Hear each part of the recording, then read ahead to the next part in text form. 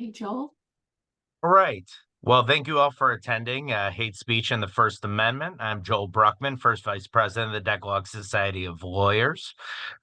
We are incredibly proud of today's program, which could not, frankly, be more necessary or timely. Today's CLE is part of Decalogue's ongoing efforts in the fight against anti-Semitism. This includes mobilizing our committee against anti-Semitism and hate, and to respond to anti-Semitic incidents, and forming an anti-Semitism task force with various law enforcement organizations and more, along with those initiatives to advance the reporting, investigation, and prosecution of anti-Semitic hate crimes. Vital to all of our efforts in this regard is the element of education. I hope you all find today's program interesting, but also educational in understanding the legal issues surrounding anti-Semitism, anti-Semitic hate speech, and the First Amendment. We are honored to have today's presenter, David Levitt, a partner at the Hinshaw and Culbertson Law Firm. Frankly, to say that David is an experienced trial lawyer and seasoned scholar of the law is an understatement. Drawing on more than 40 years of experience, David handles matters involving intellectual property, insurance, commercial litigation, products liability, and much more. Additionally, David has a specialty, like myself, in advising clients navigating data privacy laws and regulations. Since joining Hinshaw in the late 1970s, David has been an integral part of the firm and its leadership, including serving as the leader of Hinshaw's intellectual property practice and a founder of the Hinshaw Jewish Cultural Heritage Employee Resource Group. He's a former president of the Illinois Association of Defense Trial Counsel, a member and former chair of the IP Committee, and chair for the Defense Research Institute. He's also a member and serves on several ABA committees. He's received a number of honors and awards, including the Best Lawyers in America for Insurance Law, the IDC Award of Excellence, the AV Peer Review Rating from Martindale-Hubbell, and most recently, the Award of Excellence from the Decalogue Society of Lawyers. He has presented on issues related to anti-Semitism for the DePaul College of Law, where he serves as co-chair of the Professional Advisory Board for the Center of Jewish Law and Judaic Studies, and as a regular author of a blog for the Times of Israel. Please join me in giving a warm welcome to our esteemed presenter, David Levitt. David, take it away. Thank you, Joel.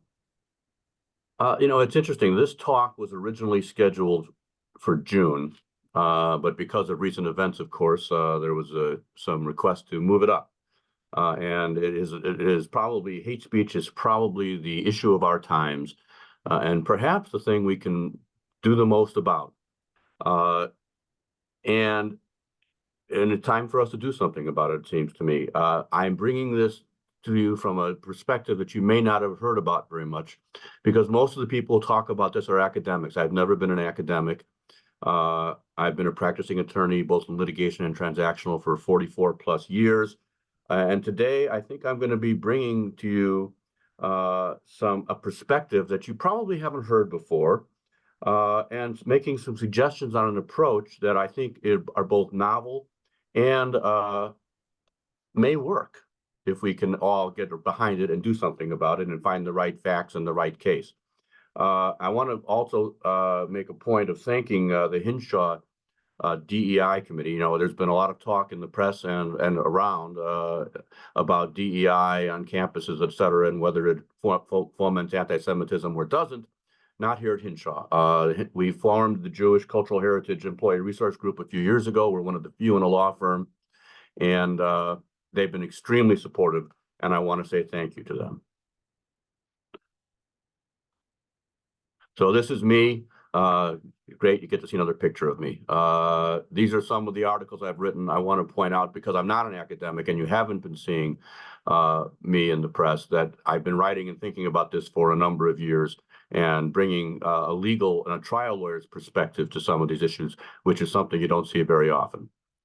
And of course, the words context these days is one of the most important things that we've been hearing about, especially since the infamous, now infamous, December 5th congressional hearing by the three university presidents who used as their fallback position in response, without regard to what you think of the congresswoman who was asking the questions and her own political views, asked them rather softball questions. Quite frankly, they were easy answers, and they blew it totally. And they did it by referring to context.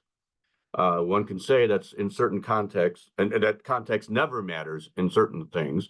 But it's interesting.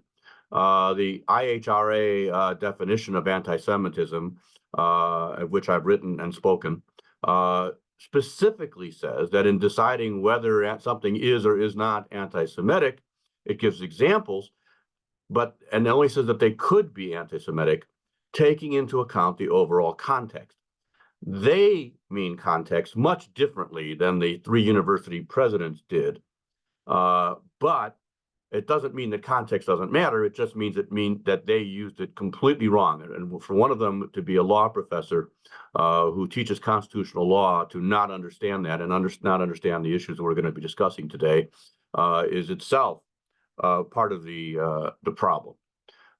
This is another thing that we'll find as we go through the cases.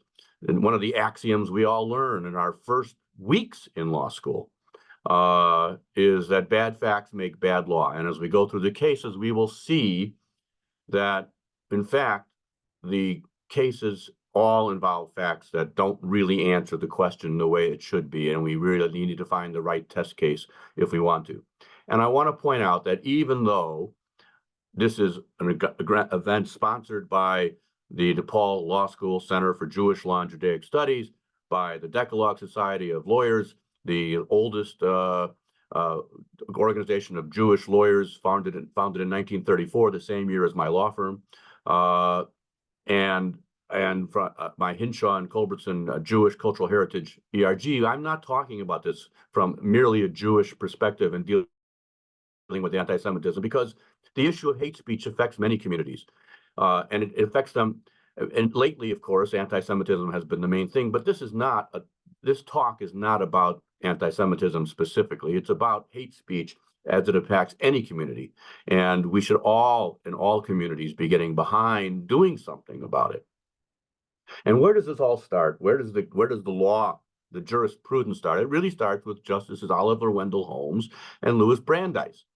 Of course, most of us have heard the famous, and I get it mentioned to me all the time in my work on free speech, you can't shout fire in a crowded building. Well, where does that come from? It actually comes from Justice Holmes in a 1999 Supreme Court opinion called Schenck versus United States, in which he wrote the majority opinion. And in Schenck in 1919, he actually affirmed the conviction of, and remember this is during World War I, of people who were getting out flyers asking people to not sign up for the draft during World War I. And that was criminalized by the Congress. And in that context, that's where his famous aphorism about shouting fire in a crowded theater was coined. In fact, however, he specifically mentions context, because he said that it might be possible for people to urge people not to join the draft at other times, in peacetime, but during the war, under these circumstances, it could be criminalized and it would not be a violation of the First Amendment. And these are the other phrases that we come up with all the time. In United States versus Schwimmer in 1929, Justice Holmes, 10 years after what we just talked about, issued the one that we see quoted all the time, that the free speech includes freedom for the thought we hate. It's a couple things to be mentioned about that. First, it was in a dissent. He didn't prevail. His argument lost in that case. He was the dissenter, and the case involved an applicant for citizenship who refused to take the oath of allegiance because she was a pacifist. And the oath of allegiance required her to agree that she would take up arms in defense of the country if necessary, and she could not and would not sign that in her moral code. And she was denied citizenship. And she argued that she was entitled to a First Amendment right to do that and still become a citizen. She lost. The court ruled that the government could set whatever requirements it needs for someone who wants to become a citizen. As a non-citizen at that time in 1929, her First Amendment rights could be circumscribed. And important to note that the case did not involve hate speech, but it was the beginning of the jurisprudence, and it is the source of the quote that we see so often out of context. And that's the point of this. It's out of context that the First Amendment ought to protect freedom for the thought we hate, not hate speech, the thought we disagree with. And a lot of times we'll see that there's discussion about offensive speech or speech we dislike. That is not what we are talking about here. The other very famous quote is, and what many people argue even today, is whether more speech is the remedy for bad speech or hate speech.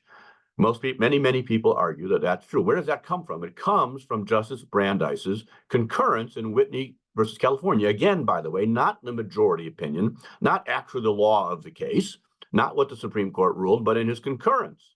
And the majority opinion, in fact, ruled that the freedom of speech, which was secured by the Constitution, does not confer an absolute right to speak without responsibility, and that the Congress, the state, has the right in exercise of its police power to punish those who abuse the freedom by utterances inimical to the public welfare, not just for imminent violence, but by anything that is inimical to the public welfare. That was the majority opinion. And in his famous concurrence, joined by Justice Holmes, he believed that if there was time to expose through discussion falsehood and fallacies, let me start there. If there be time to expose through discussion falsehood and fallacies, that's a prerequisite for his more famous statement, which is the one in red: the remedy to be applied is more speech, not enforced silence. Again, that was actually not the law. It's become an aphorism. It's become an axiom that people repeat over and over: the freedom for the thought we hate, and the remedy is more speech, not in circumcision or a prescription of speech. And yet, that is not the rule in the case, nor even, quite frankly, what Judge Brandeis himself asserted, again, joined by Justice Holmes. And again, the case involved membership in the Communist Party, which advocated change through violence, but the actual speech at issue was not what we would today qualify as hate speech. And I want to do another. So the question is: more speech the answer?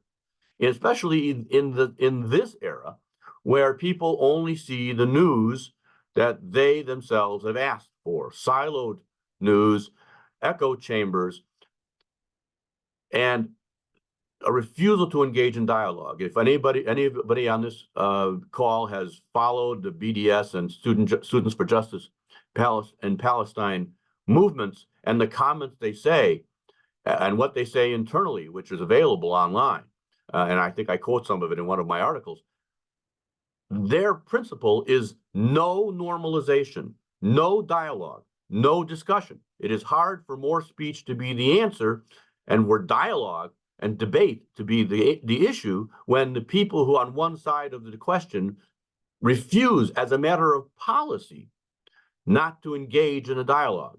And of course, as a trial lawyer, we deal with this other issue all the time: anchoring and cognitive dissonance. I've learned years ago that you win cases at opening statement. And often I've actually won a case or two on voir dire. Because what happens is that those who have already come to a position, and one of my talks involving international law and Israel's borders, I discussed the issue of anchoring in some of the studies that have been done about how it works and some of the experiments. Once someone is of a mind, no counter speech is going to be listened to or heard or even remembered. More counter speech the answer? Not for those people who've already been anchored in one particular position. Of course, we have another issue, a 21st century issue, which is algorithms drive content. It's not just pull technology where people are doing searches and finding things that meet their queries. The algorithms of the various social media and search engines push content consistent with what people have already heard, so they never get to hear the other side, and their issues and their ideas are already reinforced. And even before the internet, if you didn't own a newspaper or have your own printing press, it was very difficult to get competing views heard. My suggestion is that while I fully agree that more speech is a good thing and should be done, the fact that more speech is available is not the answer to the question of how do we deal with hate speech. And free speech has, of course, never been entirely free. These are examples. Many of you have probably seen these examples many times and wonder whether they're applicable. And for the defamation one, I give examples because the issue sometimes becomes in the debate and the discussion, it's vague. It's how do we know which one is which? How do we know when we're getting into hate speech and how do we not? How do we know whether it should be regulated or shouldn't be? And even in these cases where the law is clear that free speech is not protected, there are many issues. In defamation, we have per se versus per quod. For the lawyers who know, they will know what that is. For the non-lawyers in this audience, per se doesn't require further proof if it's in certain categories of defamation. Otherwise, you have to prove damages and prove it was defamatory. The Supreme Court recently, in the Counterman case, which we'll be discussing, used as an example the fact that public figures have to prove willfulness or knowing knowledge of falsity. But most defamation cases involve non-public figures. And the point is that the issue is litigated vigorously, and we don't know the answer ahead of time. And yet defamation still has consequences. And statements of opinion are not actionable. Statements of fact are. We debate that. In Illinois, on defamation cases, which I've defended many of, we have something called the innocent construction rule. But you don't know until after you've briefed it, argued it, and have it heard, whether the court is going to or not going to apply the innocent construction rule to the particular issue. Obscenity, of course, has never been protected speech, and the standards vary, but we don't know always how they're going to be applied until after the fact. In my own area of intellectual property law, false advertising, and trademark and copyright infringement, which are speech, have never been protected speech. And they've always been regulated, and there are consequences for committing them, even though they are speech. And commercial speech, as we'll see, is not as protected as non-commercial speech. We have speech that is regulated all the time. Now, I'm to the disappointment perhaps of some of you, not going to be going into whether a given kind of talk speech is or is not hate speech. That is a topic that can be covered at another program by itself, and I don't want to spend the time dealing with that. It's too big a topic for itself. But the question is, let's assume for the purpose of discussion that we agree that given speech is hate speech. Even the most ardent free speech advocates would agree that somebody who's saying gas the Jews is hate speech. They may or may not agree it should be regulated, but nobody would disagree that that is hate speech. We can disagree about what from the river to the sea is or is not. I believe it is, or by any means necessary is or is not. I believe it is. But regardless of that, we are not going to get into the debate today as to whether a given kind of speech is or is not hate speech. We're going to assume it is hate speech. The question is, if it is hate speech, is it subject to regulation? Or is it free speech that cannot be regulated in any way? And I am not talking about merely offensive, aggressive, or nasty speech. Sometimes, if you read the press, we say, even the legal press, and in the academic articles, you'll see them conflating hate speech with offensive speech. If you do an internet search on hate speech, just a Google search, you will find the word offensive shows up as much as hate does. That is not what we're talking about. I'm talking about aggressive political positions, what you say about abortion, what you say about people who support abortion. We're not talking, or whether you're pro-choice or pro-life, we're not talking about any of that. We're talking about speech which qualifies as hate speech. Here's one definition to consider, and even though I'm not a big fan of the United Nations, especially on its issues on anti-Semitism in Israel, this is one definition that one can look at that we can use as a base for where we're going. It's communication that attacks or uses pejorative or discriminatory language with reference to a person or group on the basis of their religion, ethnicity, nationality, race, color, or other identity factor. That's as good a definition as any for us to be working from, but I think arguably it even goes beyond that. So what's the case law? We've discussed a couple of the cases already. We looked at the early late 1919s and the late 1920s. Where do we go next? Well, the gold star, the first modern case on limiting speech or not limiting speech, is Brandenburg versus Ohio in 1969, which overturned a criminal conviction, and that word is in red. Those words are in red for a reason, as we'll see as we go through, which made derogatory remarks about certain groups. And the language was hardly gentle. It is possible there might be some revengeance taken. That was a threat of potential violence. And yet, the Supreme Court in 1969 overturned the conviction, arguing that the mere abstract of the teaching of the moral propriety or even moral necessity to resort to violence, to force and violence, is not the same as preparing the group for that very violent action, and argued that it is protectable in 1969 for the KKK to argue that violence may be necessary and appropriate, unless this is where the imminence standard comes up, which you may have heard of. Suggesting or recommending or even urging the use of violence does not violate the First Amendment, therefore is not subject to regular criminal conviction, at least, unless the violence is imminent. That was the law as of 1969. However, 34 years later, the Supreme Court created a new doctrine, which did not exist before that. It cites a case from a few years earlier that began the doctrine. This is Virginia versus Black, another Ku Klux Klan case involving cross burnings, one on the yard of a resident.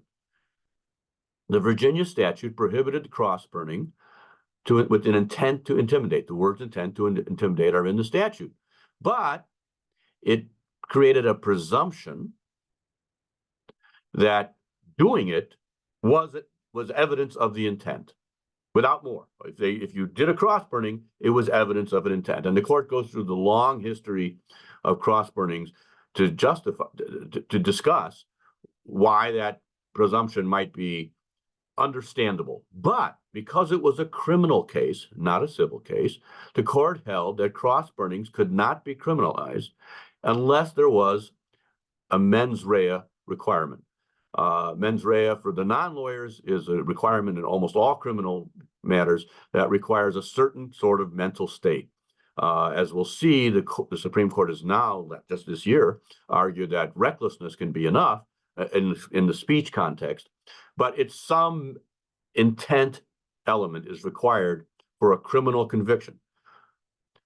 It did not hold, and this is important to remember, that cross burnings could not be criminalized, just that a mens rea requirement was needed. And what was that mens rea requirement? This is when the court came up with the true threats doctrine, a doctrine that didn't exist since after Brandenburg until 34 years later when Virginia versus Black was decided.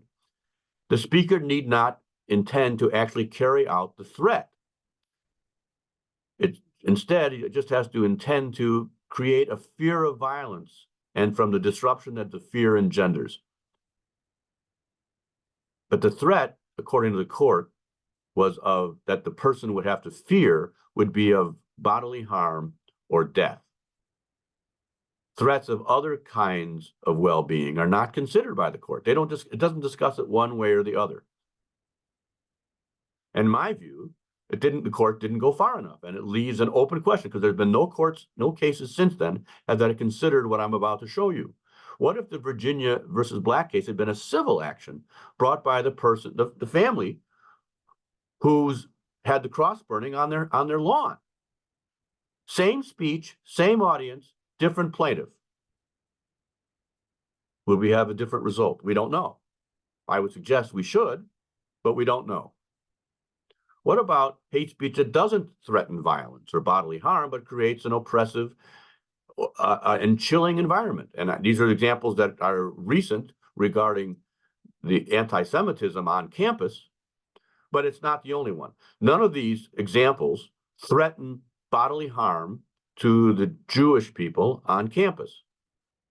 Singling out the kids, the students, and having them go stand in the corner, which recently happened at Stanford, and the professor, or his instructor, I don't think he's a professor, has been suspended. Didn't threaten any of them with bodily harm, but it created an atmosphere, and it's not discussed in Virginia versus Black. The true threats doctrine, in my opinion, what I'm suggesting to this group, does not go far enough, does not consider these issues, and there is room for us to argue that this kind of speech there's not been a case that says it's okay. And I'm suggesting there's room for us to argue that that it is not okay under the Constitution and is not protected by the First Amendment. There has not been a case that has held that it is protected, despite the comments in the press by so many. And this is the other case I was mentioning, Counterman versus Colorado. Again, it was not a hate speech case. It was a harassment case. A local singer had a fan. The fan kept on sending her social media messages, asking her to go on dates and other things that she made many attempts to block him. She was calling her on the phone, and he was eventually convicted by a Colorado court of harassment. But the standard, you wouldn't think in 2023, given that Virginia versus Black 20 years ago had ruled that there had to be a mens rea requirement, the standard in the jury instructions and in the statute was a reasonable person standard. That is a negligent standard, not a mens rea standard. And the Supreme Court reversed the conviction on the grounds that there has to be, at least for a criminal conviction, at least a subjective understanding that the statements were threatening. And it doesn't require anything more than recklessness. It doesn't require specific intent. Recklessness would be sufficient, according to the Supreme Court's own opinion, but it has to have that standard. So Virginia versus Black then moves into Counterman, but again, it did not really get into the question of hate speech, but it is cited all the time. This and the other cases that we're discussing are cited all the time for the proposition by absolutists on free speech that the Supreme Court has held that hate speech is protected. And in fact, as I think we're seeing, the Supreme Court has never held that at any time, including in the early days when they used the word hate, but didn't mean it in the way that we're talking about today. And this is a fascinating case. It comes in between Virginia versus Black and Counterman. Elonis, again, did not really involve hate speech, but it did involve true threats. A rapper was putting lyrics in his music threatening violence against his ex-wife and an FBI agent. And I think there were some school authorities that were also threatened in the lyrics. And he was convicted.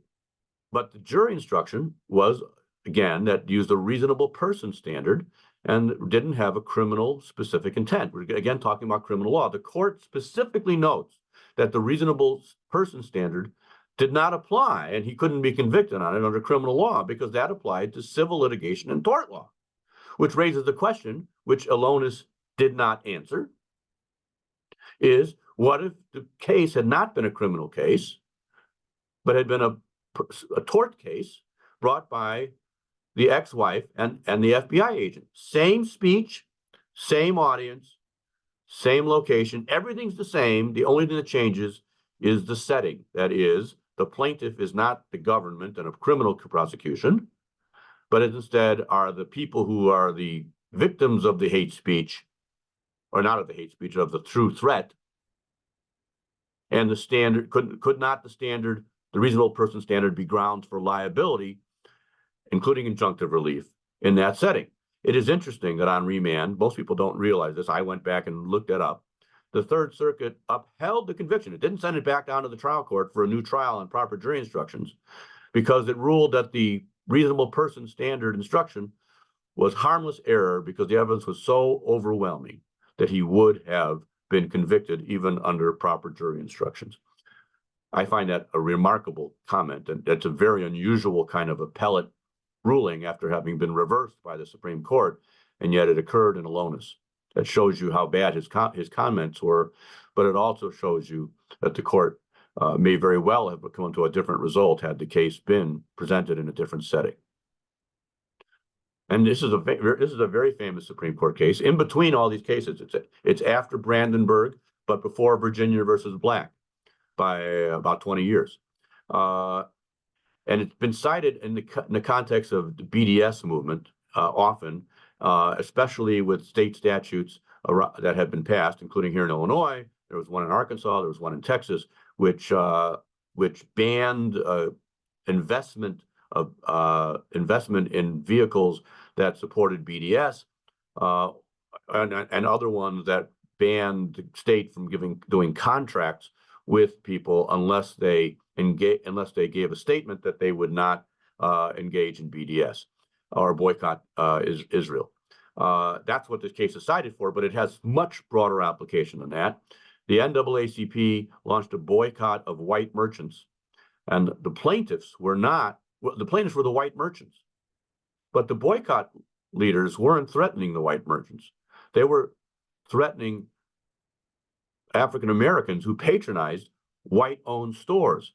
In fact, they threatened violence directly. The field secretary of the NAACP made threats in a speech against Uncle Tom's, and that he would have their necks broken. There were shots actually fired in the homes of boycott breakers, bricks through windshields, tires slashed, etc. And more than that, there were watchers outside of all of the white-owned businesses wearing recognizable hats and clothing, taking down the names of Black people who entered those stores, and some of them were later assaulted. So the Supreme Court held that there was no cause of action by the white merchants for losses from the boycott. And that's why it's cited by those BDS supporters who think that boycotting Israel is appropriate and constitutional. But it does not discuss true threats at all, because not only was it 20 years before the true threats doctrine had been created in Virginia versus Black, but because there was no intimidation of the white merchants. The people who were intimidated were the African Americans. They were the ones who were threatened. Suppose the plaintiffs had not been the white merchants, but the African Americans whose own First Amendment rights were violated. Same speech, same speaker, same audience. Would the result be different? We don't know for sure. The point is that no court has considered that question to this day. And if we're going to try and deal with hate speech, that was clearly hate speech against the community, and certainly threats of violence and violence carried out. We might have a different result if we have the right case. Here is an easy case, it seems to me, and it's from the Ninth Circuit, not the Supreme Court. Under the FACE Act, there's a private right of action against persons who, by threat of force, intentionally intimidate people from using reproductive health services or from those who provide it. The plaintiffs were physicians who worked at the health clinics.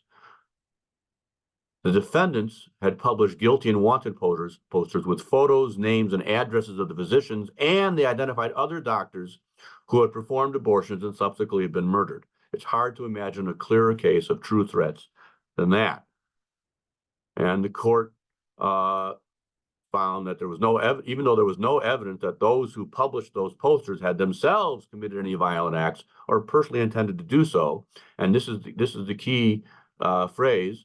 The posters were still not protected by the First Amendment because a statement in which the entire context a reasonable person would foresee would be interpreted by those to whom the statement was communicated as an intent to inflict emotional bodily harm. And it's not the intent to do the act, it's the intent requirement, the one that's required for a criminal conviction. This was a civil case, but it was a civil case that required intent. The intent was only to communicate the threat. And that, what are we seeing these days, especially since October 7th, is that very thing. Mittal versus Tom is an interesting case. Again, it is hate speech, arguably, but by the wrong plaintiff. Mittal, Simon Tam who is a wonderful speaker, by the way. If you've never heard him, I highly recommend it, who asked to get a trademark in the name of his band, The Slants. He did that. He picked that name on purpose, according to his testimony and his state cited in the case. This is a Supreme Court case, to drain it of its denigrating force as a derogatory term for Asian persons. And the trademark office, the USPTO, denied his registration under a rule that barred trademarks that disparage or bring into contempt or disrepute any persons living or dead. The Supreme Court ruled that the denial was unconstitutional. And it's interesting, though, there was an 8-0 decision, but there were four opinions of 4 and 1 Justice Thomas concurrence. So Justice Thomas joined in one of the other concurrences. So there were 3 different opinions with 3 different reasonings, but they all agreed it was unconstitutional for the trademark office to deny a disparaging trademark, even though there's no majority opinion. What if a non-Asian group had tried to register that name? What if a Black group wanted to register the N-words? And I don't mean the N-words, I mean the actual word. Or a Jewish group wanted to register the K-words. Would that be okay? Would the result be the same? What if some non-Asian group wanted to register it and an Asian group objected? Would the result be the same? This is a hate speech case in which the court has ruled on the constitutionality of hate speech and yet really didn't get to the main point in the end. And here are a couple of cases. This is one of the most famous cases, Snyder versus Phelps. I expect that many of the people, lawyers and non-lawyers on this call, have heard of the Westboro Baptist Church and its picketing of military funerals with quite disgusting signs. This case was brought by the Snyder family as a civil tort claim for intentional infliction of emotional distress. And the Supreme Court eventually ruled that there was protection under the First Amendment for this speech. However, again, this is why bad facts make bad law. The Snyder family never saw the signs until they saw them on the news after the funeral. You know, picketing the funeral sounds like a terrible thing, and it is a terrible thing, especially of a soldier, but anybody's funeral.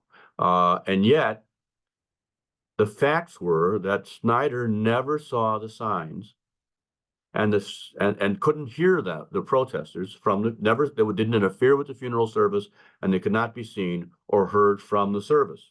What if the facts had been different? And we'll get to a case where maybe the facts were different, but perhaps not. This is important too. Footnote 1, and if you read Justice Alito's dissent, you'll see the detail is described in more detail. There was something called the epic. I don't know why they called it that. They really never described it. It was referred to in the record as the epic.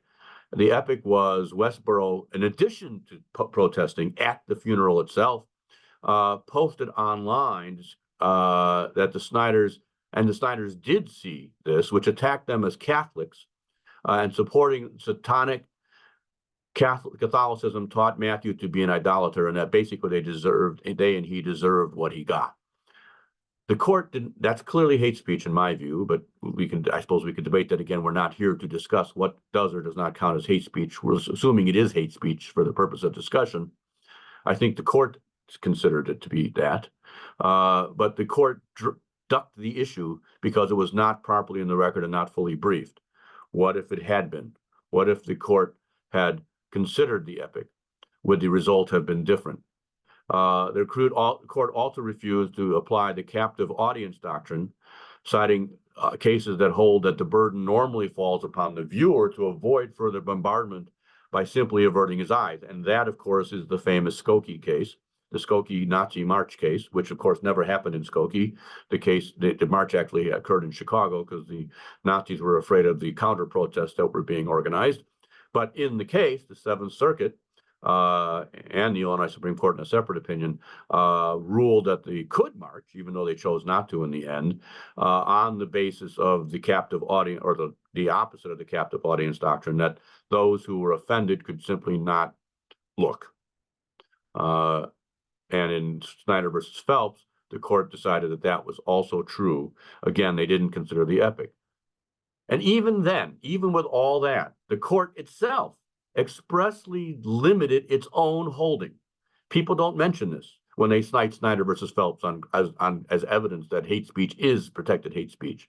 Our holding today is narrow. It's limited to the particular fact before us. Now, that's true for every case that's ever been decided by any court, and yet the court made the point of saying it expressly. Why? I don't know exactly, but one could argue that the reasoning is that if they have a different set of facts, they may very well result in a different ruling on whether that speech is or is not protected. And what if the Snyders were able to see the signs on the way to or from the funeral, or they could hear them and see them during the funeral, which they could not do? Would the result be different? What if the protest had been interrupted or been interfered with the memorial service? And what if the court had considered the epic? These are questions that are unanswered, but are questions that can change the result if we find the right case and we do a test case. And of course, here's the Sixth Circuit case recently in Gerber that affects the Jewish community quite clearly. I followed this case quite closely since I was a co-author of one of the amicus briefs in the case. The signs, these people were for a long time protesting in Ann Arbor on a sidewalk in front of and across the synagogue. And these were what the signs had said. I won't read them all, but the congregants, unlike in Snyder versus Phelps, could see the signs, and some of them were Holocaust survivors. And the protesters, but here's the key phrase: they were never prevented from entering their house of worship. They've never trespassed on synagogue property, and the services have never been disrupted. They cannot hear or see them from inside the synagogue, just on the way to and from the synagogue.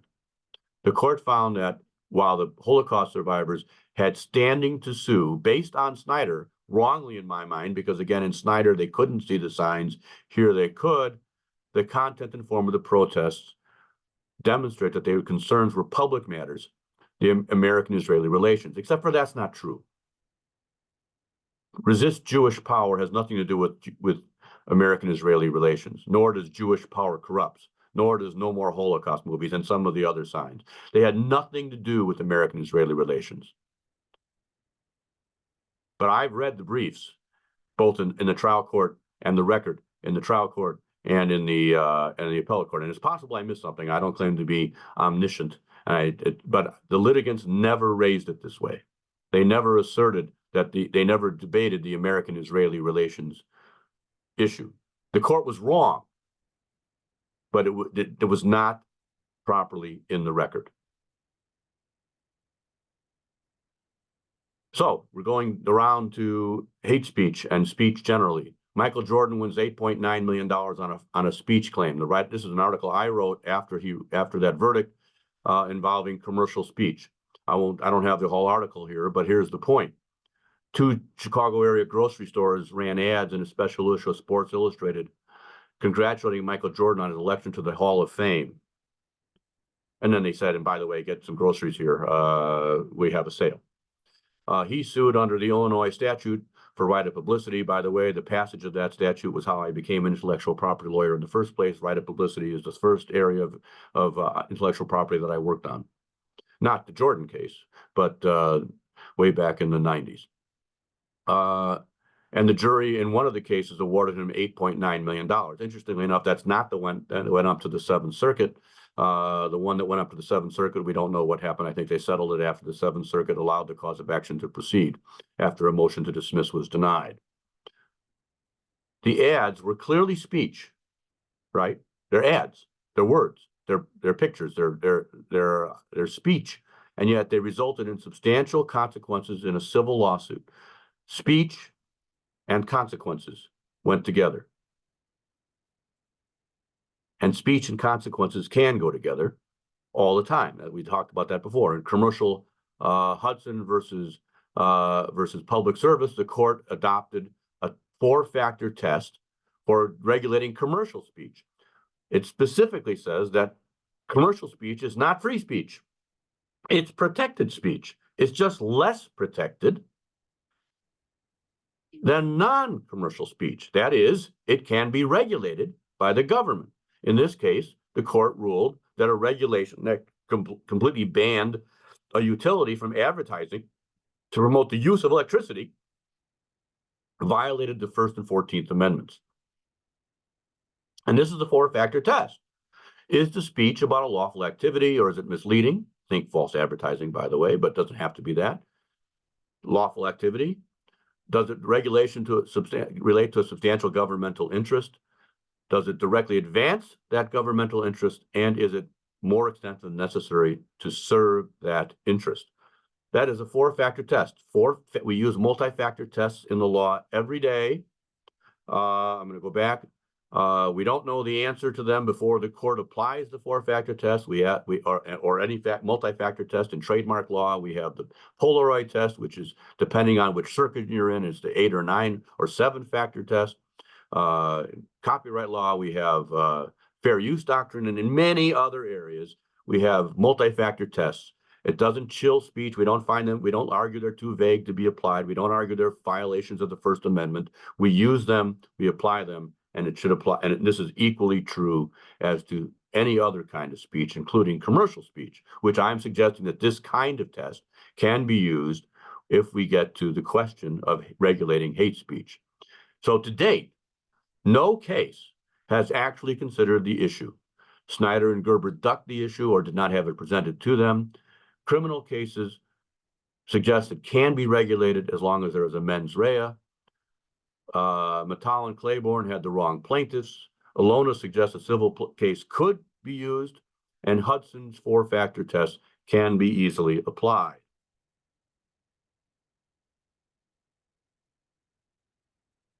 Yet Counterman expresses a concern that is often cited in the debate over whether hate speech is or is not regulable, ought to be regulated, can it be regulated, which is chilling speech. In the discussion of the competing definitions of anti-Semitism, the main argument made by those who support the Jerusalem Declaration and the Nexus document instead of the IHRA definition is that the IHRA definition supposedly chills criticism of Israel, which absolutely does not do. It's a false argument made up by those who want to be able to criticize Israel with impunity on anything and say it in any way they want. But nonetheless, that's the argument that's made. And here's what Counterman says about it. In 2023, this term, actually last term, might be this term, the Supreme Court says that the reason we have a subjective mental state requirement in criminal cases is that we often are concerned about a chilling effect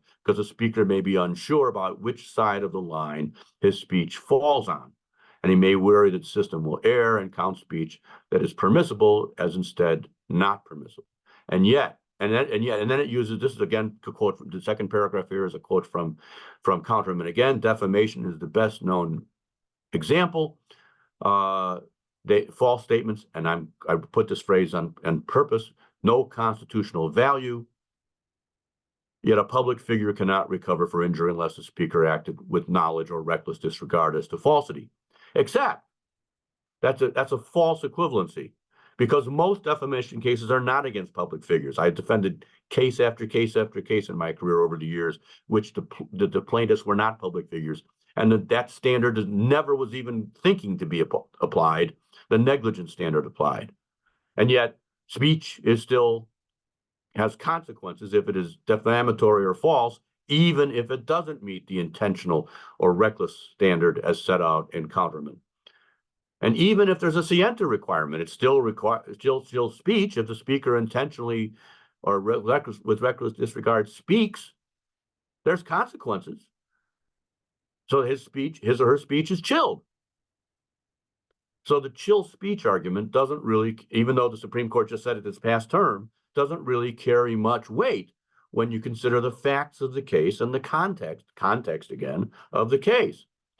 I would suggest that the Snyder and Gerber protesters met this standard, and that the only reason the speech was allowed was because of the particular and not particularly great facts of the case, not because the protesters were very good, but because the plaintiffs either didn't see or hear the speech, so they couldn't have been impacted, or because the court considered a limited set of facts. etc. And after all, the entire point, the reason we have defamation law, obscenity, and other kinds of consequences for speech-related conduct is to chill that speech. We don't want people doing defamation. We don't want people doing obscenity as a society. We don't want intellectual property infringement. And if you do those things, there's consequences. Therefore, to avoid the consequences, you avoid the conduct and the speech that conduct creates, that create that conduct. They create consequences for those who engage in that speech when that speech is deemed to have no constitutional value. And my point is that hate speech similarly has no constitutional value, and there is nothing wrong with an intent and regulation to chill it. The argument that we can't know ahead of time whether or not the speech falls on side of the line, which side of the line, is a specious argument. Supreme Court said it, so we have to deal with it, just like the Supreme Court ruled in the Bruen case that we have to apply standards, historical standards that nobody knows what they are, including judges who complain that they're not history experts. But nonetheless, we have to apply the law. But we do this every day. We practicing lawyers every day negotiate and deal with these issues in courtroom after courtroom after courtroom. How fast is too fast for conditions and driving in a snowy day in a 35-mile-an-hour zone? How dangerous is unreasonably dangerous? How similar is substantially similar? We never know this until the jury tells us later, and yet we don't say that driving cars on snowy days is chilled. We don't say that making products is chilled. We don't see that non-negligence, any kind of negligence, is chilled, and we don't say that copyright and publications are chilled. We simply create consequences for those that are later determined to be over the line. It is not unusual. It is commonplace. Lawyers and litigants do it every day, and there's no reason why speech should be treated differently. These are all protected items to do, and yet we regulate them. Sorry, I just said what's in the slide. So if Michael Jordan can get an $8.9 million for somebody praising him and congratulating for getting into the Hall of Fame, why should those harmed by hate speech not be entitled to a civil remedy and maybe even a criminal one with appropriate mens rea? And yet, as we've gone through, and I've gone through, possibly I missed a case, but I think I've read almost every single one. Proper plaintiffs and proper facts have yet to be presented together.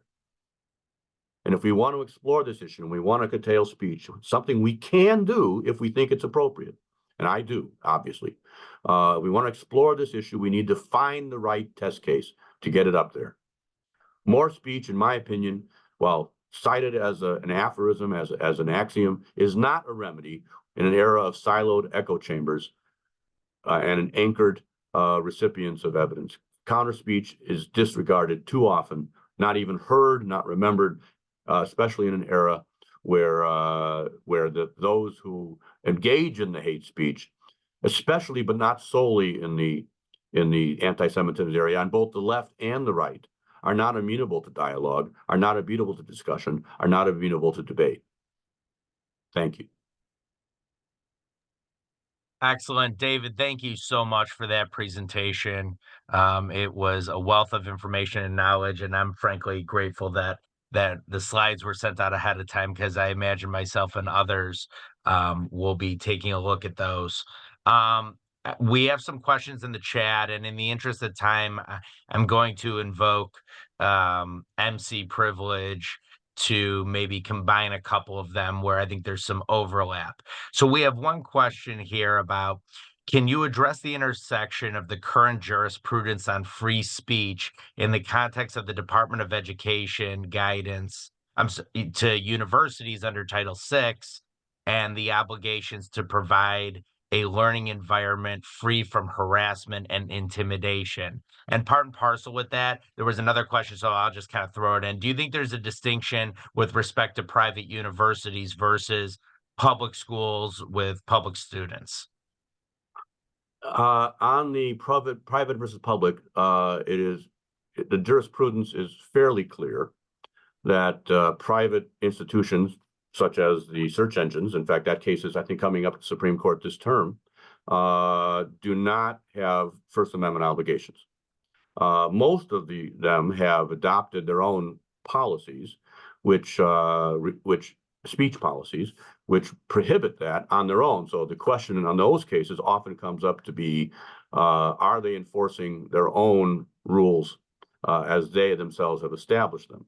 That said, Title VI still applies to them most of the time, and I'm not a Title VI expert. I've done some work in it, but I don't claim to be the expert that many others are. Because they receive public funds, and therefore Title VI applies to them. In terms of the Department of Education, I think you're referring to the Trump administration adoption of the IHRA definition as a factor to be considered in determining whether given speech or conduct does or does not qualify as anti-Semitic. I don't consider that to be a free speech violation in any way. If you want to go look at my paper, or if you want to go to the DePaul JLJS website and see my talk, we did a 3-hour symposium on the competing definitions of anti-Semitism. I spoke for the first half hour of it on this very question. And in my view, there is nothing whatsoever in the Department of Education's use of the IHRA definition or the definition itself that chills speech in any way. And those who say so to the otherwise have an agenda that has nothing to do with with free speech. Thank you. And I'm just looking here. So Judge Shapiro had a few different questions, but I'm gonna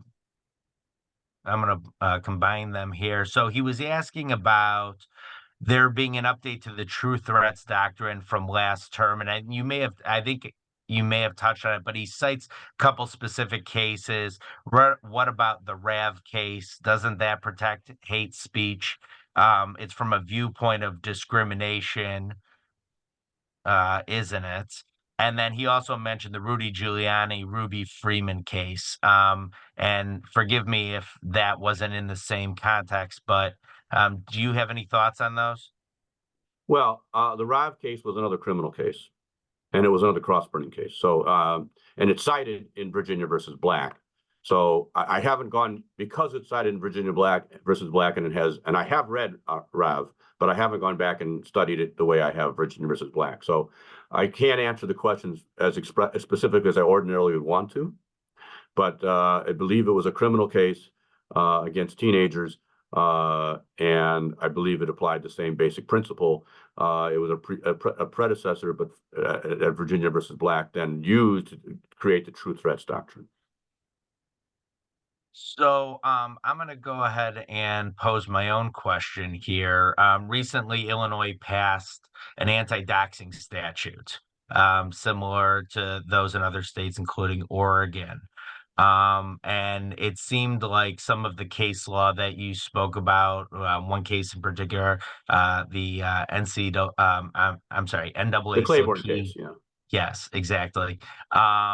With regards, and I'll note, the anti-doxing statute has a mens rea element to it, or from a civil standpoint, has an intent requirement.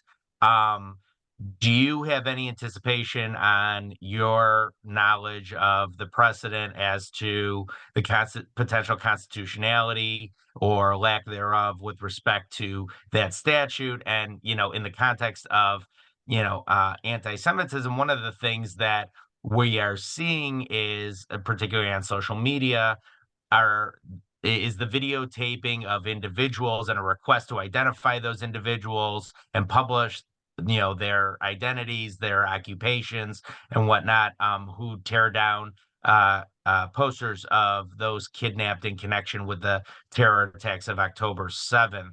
Do you anticipate, assuming that there's jurisdiction for the Illinois statute in those kinds of incidents, that there may be some reverse liability, if you will, of those that are actually going out and trying to dox those individuals? I have to confess, I'm not familiar with the statute, but I know the issue of doxing has been very prevalent since, for example, some of the law firms began to withdraw offers to people who had made certain statements after October 7th. My own personal opinion, which is not a legal opinion, is that I wonder about the character and fitness of people who can celebrate the brutality in terms of their ability to be members of the bar. I know there was just an article the other day. There's things happening in Georgetown Medical School involving the question of suitability for certain to become doctors. If people think that Jews are people that they would not be able to treat or even be in classroom with, if they believe that, those kind of things. I think that's beyond the scope of where we are right now. The question of doxing is a separate question. I apologize for ducking the question myself, even as I accuse two courts of ducking the question. But I'd have to see the statute and really go into it in more detail. One of the things I try and do, I may not always succeed. I'm only this guy, right? But is I try not to give opinions on things until I've researched them first. If you go through my articles, you'll see that I provide links to the cases or other sources so that people can read them for themselves and make their own conclusions. And I think what I try and do is bring a perspective, and I hope I have today, that others haven't really heard before or talked about. And often from a trial lawyer's perspective, even though I'm a defense trial lawyer, most often than I am a plaintiff's trial lawyer, from a trial lawyer's perspective. And so I really would, that's a long-winded answer to say I'm not answering the question. Fair enough.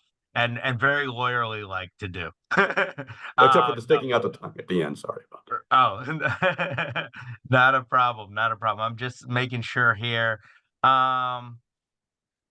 So there was a question from Bob Blinick about, do we also draw a distinction between preventing speech in advance versus punishing speech that has in fact caused harm after the fact, prior to restraint issues? And then he references the case of Neer v. Minnesota, etc. First of all, none of what I've talked about deals with prior restraint. None of the cases that I've discussed deal with prior restraint, except for the Collins case, that is the Skokie case, because that was a prior restraint issue. I am not in favor of prior restraint. Okay, I think there should be consequences for hate speech, and again, I'm limiting this to hate speech. Okay, and yes, I have not defined hate speech, because even when we know something's hate speech, the debate is it still protected? And my whole presentation is to suggest that it's not. And now we'll get into the next debate. The next presentation, which I'm sure you'll invite me for any day now, will be, when do we decide that it's hate speech or not? But prior restraint is a separate issue, and I think that the jurisprudence on prior restraint is, you can't do it. You can't stop somebody from defaming somebody in advance, but if they do it, there's consequences, and that therefore chills further defamation conduct. If somebody says something and there's consequences, like they get their job offers revoked, or they don't get to be a member of the bar, on either side of any question, there's consequences. That's completely different than prior restraint. So we have a question here. UK attorney Anthony Julius has elaborated a doctrine that academic freedom does not protect anti-Semitic speech in universities. That is, there has to be educational, scholarly merit to the speech to be permitted. What do you think is an academic freedom abused by colleges today? What do you think is, and then it's a separate question, is an academic freedom being abused by colleges today? The answer to the second question is yes, because academic freedom has never been, and by the way, again, I'm not an academic. I've never been a university professor. I'm sure that everybody in this audience is very pleased to know that. I won't be teaching their kids anytime soon, but the academic freedom is a separate issue. Carrie Nelson, who many of you may have heard of, University of Illinois professor, former president of the AAUP, and one of the founders of the Academic Engagement Network, just gave a talk in London, which I watched last week. He was in London, I was here, about that. Academic freedom is itself its own subtopic. The question is, academic freedom about what? Can you talk, if you're a professor at a university in chemistry, what do you have academic freedom to talk about, and to talk about the Israel-Palestinian conflict? What does that have to do with your field of study? Nothing. If you're an English literature professor, what does that have to do with your field of study? So academic freedom should be to discuss the issues that are in your academic field, not anything ever. Now, if that is your academic field, that's a different issue. And still, it's still not the freedom to do anything. It has to be something that's based on research, based upon investigation, based upon your field of study. That's what academics are supposed to be doing. If they're just giving their opinions ad hoc from a political perspective, in my opinion, has never been and never was supposed to be what academic freedom is all about. And it is abused because people use the phrase to cover anything too often. There was one question here and I just lost it. Oh, have you considered the possibility of group libel slash defamation claims? Actually, I As have considered it. There was a body of law. I don't have it handy, and I did not go back and through it before I did this talk, but I did a lot of research before I wrote my paper, or my article in Times of Israel, which is the basis of this talk, which expanded on that original article. And there is a theory that was espoused for a period of years of group libel, anti-Semitism being an example of that. And it is one that some have suggested could be used again. It's been pretty much rejected, not so much in the court system. It hasn't really been addressed in the court system as much. But it's pretty much rejected in academia, but it is certainly something worth exploring further. It makes sense to me personally, but I haven't studied it in the detail I need to give a really good answer on that.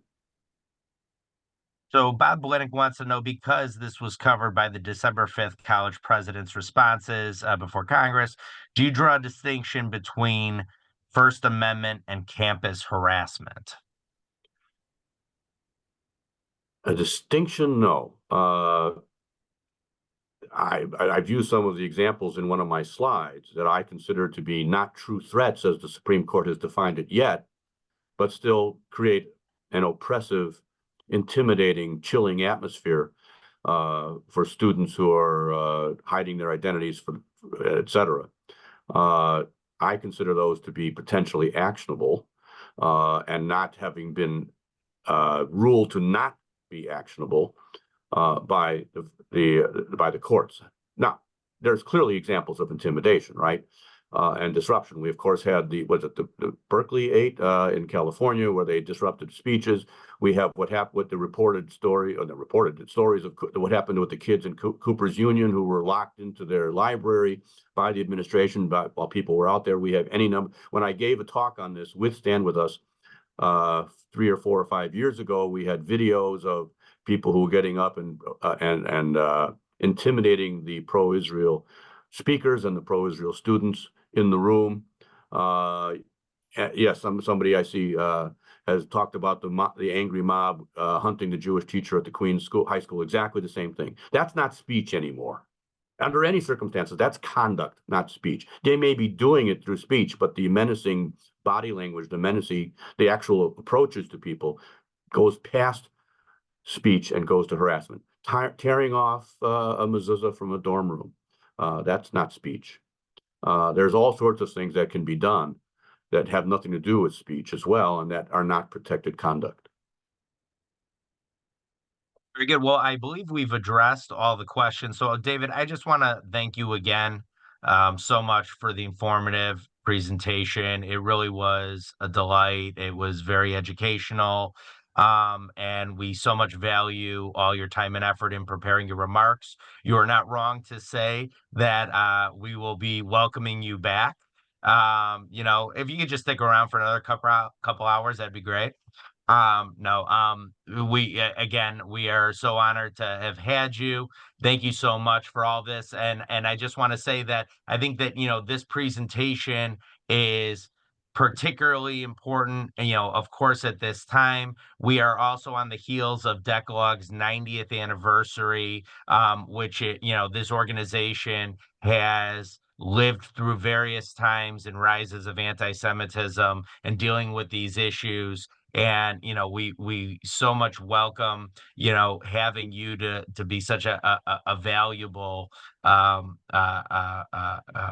participant in our efforts in that regard. As I mentioned, Decalogue has mobilized its anti-Semitism committee, or the committee against anti-Semitism. I should correct that.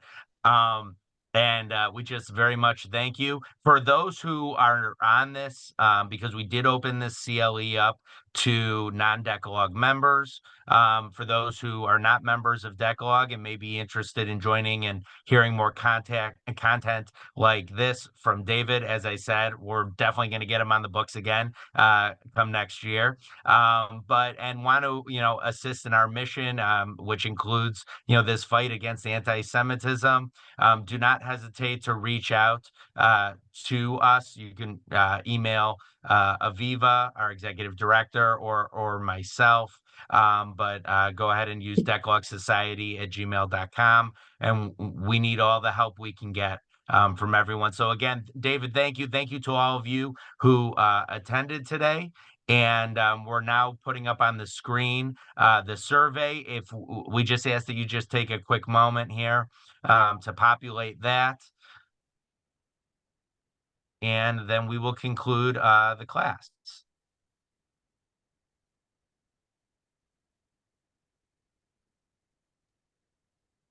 I just wanted to thank you, everyone, as well. And I want to let people know that since it takes a little while to do all the accreditation, I know everyone's going to be looking for your CLE certificates. And in the next few weeks, I hope to have all of the data entered in the Illinois site. For those of you who are from out of Illinois, we will be creating Illinois certificates for you and sending them to you probably the early part of January, which you can then submit to the state where you are registered. And in our experience, most states except the Illinois one. Definitely New York does. I know we've got lots of people here from New York, but you can use that to apply for credit in your own state. I especially appreciate that I get to fill out the form for my own talk. So of course I'm giving myself off. Well, you know what? I took off the co-host permissions from you and Joel, because what we've had happen in classes is that people, the speaker or the moderator, go to see what everyone's saying, and that stops the poll for everyone. No, fair enough. But I'm sure, David, you are a fair and just person, David. I'm sure you will give yourself an adequate evaluation. Well, I'm very shy, as we all can tell. So, right. David, both to you and then to everybody else who's attending, I just want to say Chag Sameach, happy holidays, happy New Year to you all. May we have nothing but good things in 2024. And thank you, again, for attending today and for all your support of Decalogue. And again, David, thanks very much from the bottom of my heart. I truly appreciate this.